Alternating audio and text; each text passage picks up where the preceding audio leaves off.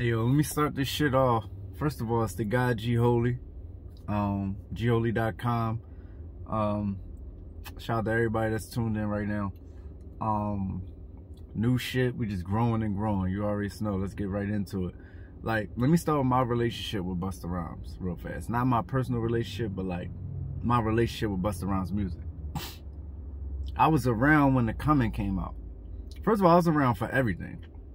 I was around for the hype around him even going solo. Like, I was around for the features, the Flavor in Your Air remix. I was around for Scenario, multiple shits. And then The Coming in 1996, I listened to that shit in the car with my uncle and his man. And it ain't never been like, listen, The Coming was like his Illmatic to me. And I don't think he never reached that height again. So like, he started getting more and more, first of all, he started getting more and more weird and weird. You know what I'm saying? That shit was like just turning me off. And then like, I realized like when niggas like Jay come along and shit like that, it's more like, well, Jay and him was both 96. But it was like,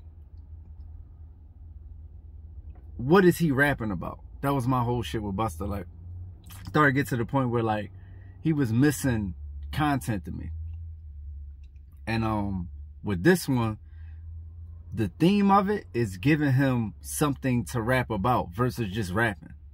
And it makes for a way better album, like a way better album. So getting right into it, it start off with, I'm gonna do a track by track. It start off with, and not long, but I'm gonna just, you know what I mean, summary, because it's off, this is a first listen joint.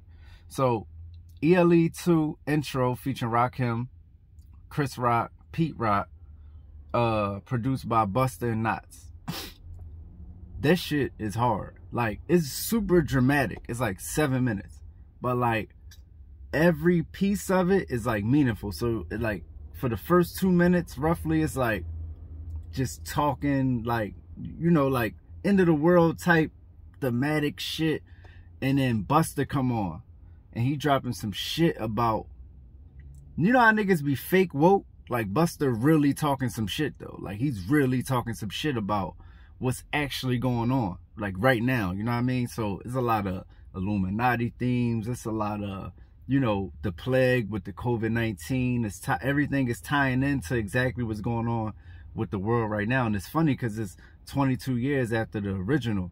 And if you know about that, that's a special number too. So I think the timing, like the fact that he's calling it the Wrath of God, this is kind of the theme, and the timing of it is just perfect. It's like the perfect storm. Like, but it's dope. And Pete Rock, like towards the end of the shit, he do like The World Is Yours beat, you know what I'm saying? And he like rap over that shit. That shit is hot.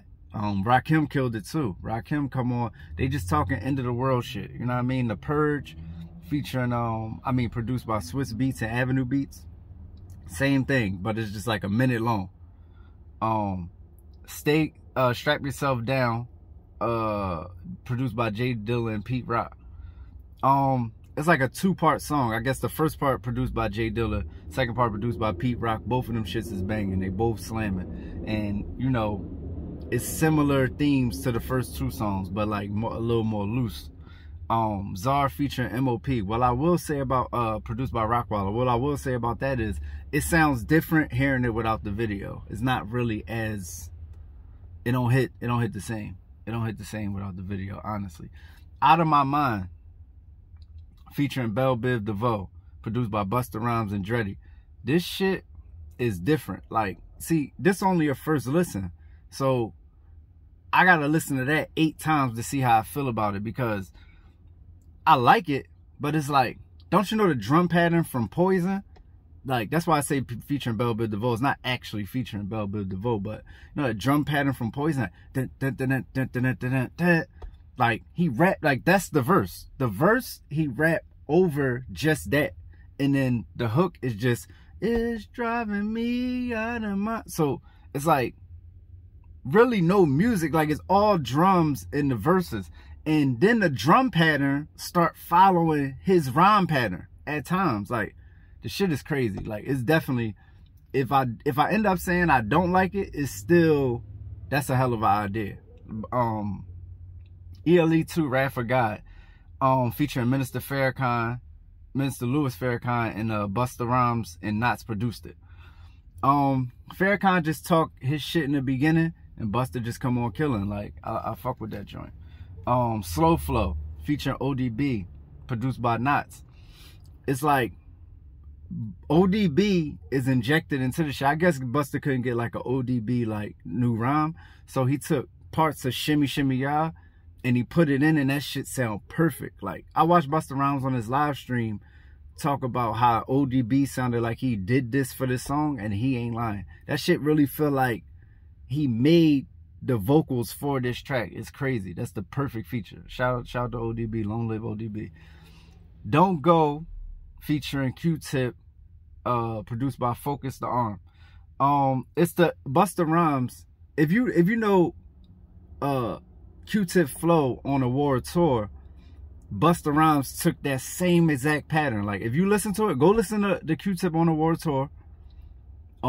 Excuse me, on A Tribe Called Quest, a World Tour, if you don't know, and listen to Busta Rhymes. He patterned the whole entire verse, the flow of it, like word for word with Q-Tip on a World Tour. So that was dope. And then Q-Tip came with a feature. His voice sounded different, but it was good. Boom, produced by DJ Scratch. That's just a hard joint. True Indeed, produced by Primo. Primo chopped up Woo-Ha at the first beginning of the hook. That shit is crazy. And then the second is like some other vocals, some other lyrics. I don't really remember. Master Far Muhammad, featuring Rick Ross. Rick Ross went off. Rick Ross went off on this Busta shit. Rick Ross this sound like a Rick Ross song featuring Busta Rhymes, and Busta Rhymes had the longer part at the end. I don't even remember the shit being the hook. It might be, but mind you, this all first listen. But Busta Rhymes killed that shit. Produced by High Tech and Terrence Martin, who I fuck with both of them. You, featuring Anderson .Paak. This was the original first single. It came like a month and a half, maybe 2 months, maybe even a month before the official rollout. But Anderson .Paak killed it. But this where it started getting a little weird to me, right? Because the first 11 tracks I'm looking at, I'm like, yo, the production top notch on this shit. The production top notch on this shit. But when you get to like You and Oh No and these other songs I'm about to get into, the production kind of fall off a little bit. So like, for me, this shit is kind of like the tale of two albums a little bit. You know what I mean? Whereas, kind of like how if you listen to Biggie Ready to Die, you can see that this shit was recorded like a year apart, because Biggie is way better on parts of the album than he is on other parts. So other parts, he just like super elementary with his rhymes. You, that shit is cool, you know what I mean? Feature Anderson .Paak, produced by Anderson .Paak. It's a good joint. It's a good joint. Oh No, Dreddy, produced by Dreddy. I wasn't really feeling that shit. That Oh No shit, it's not that it's bad. If I heard that as a single, like an individual Busta Rhymes song, it'd be good. The reason I'm saying it is just kind of fucking up the vibe of the shit. And this Vybz Kartel song, the Don and the Boss, featuring Vybz Kartel, produced by Shaif.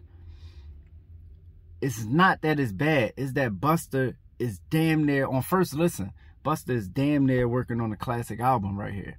And, you know, it's 22 tracks that can get tricky, and these tracks ain't really it, and they right in the middle. You get what I'm saying? Or right past the middle, going into the third leg, or the third out of the fourth leg. Like, so yeah, Best I Can, featuring Rhapsody. Rhapsody bodied that shit. Ninth bodied that shit. Rhapsody bodied that shit. But interestingly enough, I think Busta kept up with Rhapsody on that song, from what I'm remembering off first listen. Where I Belong, featuring Busta Rhymes, produced by Rick Rock. Where I Belong is exactly what you would want from Mariah Carey and Busta Rhymes. They kind of redid the Baby Will You Give It To Me a little bit, but with a twist. I don't got no complaints. Shit was hot. Deep Thought, produced by Busta Rhymes. Niggas don't even be knowing Busta Rhymes be producing some of his joints. Like, Busta Rhymes produced my favorite beat on The Coming. My favorite beat on The Coming is Abandoned Ship. And if you go look at the credits, Busta Rhymes produced that shit. So Busta be making beats. Busta made this Deep Thought beat. He just go into, you can imagine what it's about. you know, it's like getting kind of personal, but not super personal. More just like, what you call that shit? Introspective, right? So, the Young Guy Speaks, number 18, The Young Guy Speaks, it got the Michael Jackson sample. It's really just, all right, so Deep Thought, in between Deep Thought and Look Over Your Shoulder, it's like, which is number 17, 19 is an 18, and it's called The Young Guy Speaks, and it's like a blend. If you know anything about DJing, it's just like a blend of the two. So it's dope that they made that a track, because it's hot as shit. The blend is hot as shit. From the Deep Thought beat with the Michael Jackson vocal, shit hot. Then Look Over Your Shoulder, I did a joint on that. That is what it is. Go look at that. It's on the YouTube. It's produced by Knots featuring Kendrick Lamar. Right on this channel. You Will Never Find Another Me featuring Mary J. Blige, produced by Busta Rhymes again. This shit hot. Like, I think I listened to this twice, right? Well, I ended up listening to the whole shit twice, just because I was writing the shit down as I was remembering little shit. But I really like took a listen to this shit. This shit might be really good. Like, this shit might be like a hit. Like, this shit might be like, could be like an R&B hit. Like, this shit is real good. It's a real super dope song. Freedom featuring Nikki Greer, produced by Knots. Not my favorite Busta Rhymes. Nikki Greer sounded alright. Busta Rhymes, he did his thing. It's just another unnecessary track. Like, if I could take, like, what's this, 22 joints? If I could take 5 off of here, if I could take 6 off of here, I know I got super heat. If I could take 5, even 4, if I could take 4, this shit could be 18 tracks, perfect. And then Satanic, produced by Rockwaller. Satanic kind of bring it back to the whole theme of, you know, end of the world, people using worshiping Satan and blatantly and shit like that. And if you know anything about that, you know what he's saying is real. So that go right back into a circle. Like, if you had this shit on repeat, that'd be the perfect spot to like connect it, like a like when you loop a motherfucking bracelet. You get what I'm saying? That'd be the connector point, because Satanic is just like really like the intro too. Like, they the same vibe. We really kind of talking about the same shit. And Chris Rock ended, you know what I'm saying? So, and then Chris Rock is on the intro too. So I think they made it like that just so, you know, I know you probably don't know if you new to music, but people used to do shit like that. So when it loop, you know, when CDs first started getting popping, so when it loop, when it go back, it just, you don't turn it off. It just, you play it again. So that was dope as shit. Overall, I'm gonna just say this is way better than I expected. I ain't really tuned into a Busta Rhymes album and really fuck with it in years. So this way doper than I expected this shit to be. It's some, I mean, like, if I could just take individual bangers off this shit, some bangers on here. Probably the highlights for me: Slow Flow with ODB,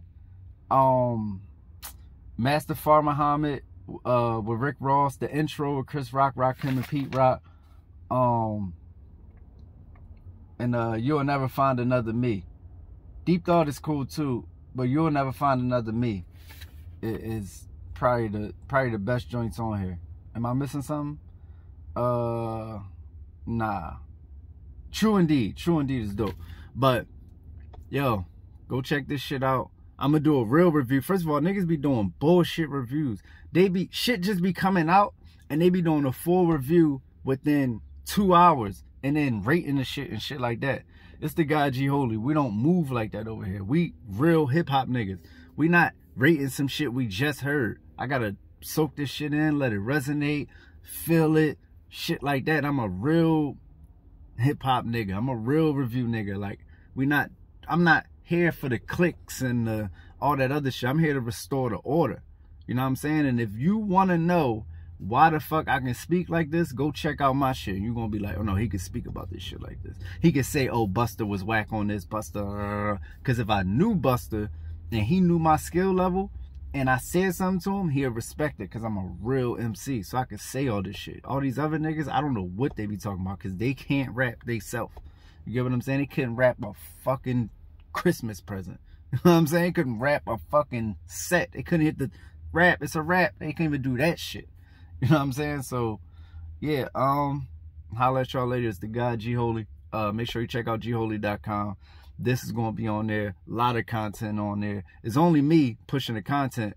You know what I'm saying? So if you know some writers, some good motherfuckers, send them my way, because I might have a job for them. You know what I'm saying? We're growing this shit into an empire. So we're the authority of this shit, man. Geholy.com. It's the God Geholy. Busta Rhymes.